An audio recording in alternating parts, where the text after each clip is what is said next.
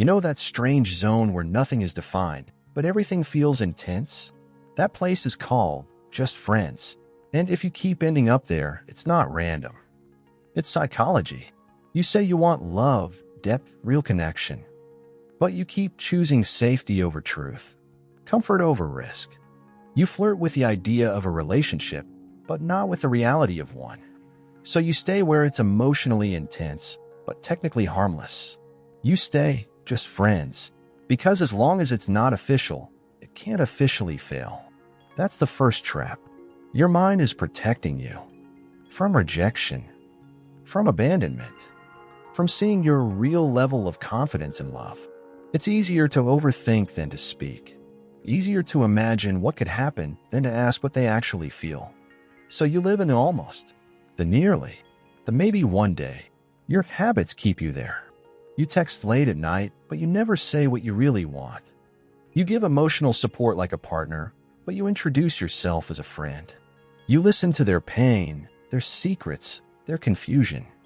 You become their therapist, their safe space, their emotional home, but not their lover. You train their brain to see you as background, reliable, comfortable, non-threatening. In psychology, this is called reinforcement.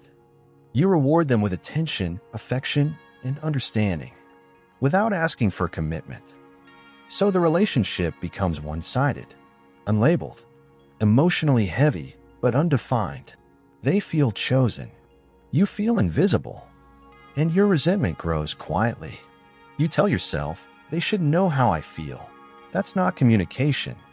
That's mind reading. And mind reading is how you avoid being vulnerable. You want them to make the first move, to confess, to risk, to be brave for both of you.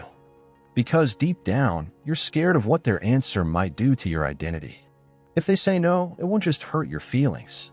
It will attack your self-image, your attractiveness, your worth. So you delay the moment of truth. You stretch it out. Weeks, months, years. You build a fantasy around us. But in reality, it's just you. Your thinking becomes addicted to almost love, the emotional highs of being close, without the responsibility of being chosen. You get just enough connection to feel alive, but not enough to feel secure. This is the psychology of emotional limbo. Some people stay just friends because they secretly believe they don't deserve more. Maybe your childhood taught you that love is something you earn by proving yourself, by being useful, by being good, so you overgive. You worship them with your time and energy, hoping they will eventually see you.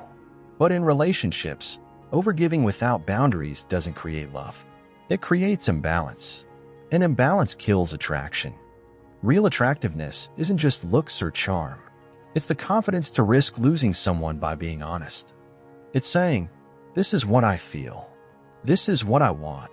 And being prepared for the answer, whether it feeds your ego or destroys it. When you always stay just friends, you're protecting your ego, not your heart. Your heart wants clarity. Your ego wants control.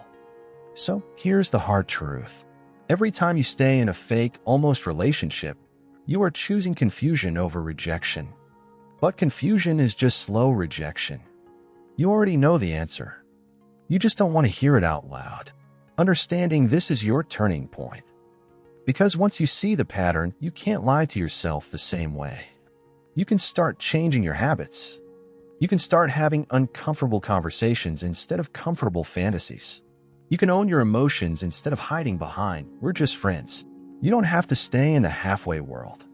You can step out of it. But it starts when you decide that your time, your feelings, your life are too valuable to be an option.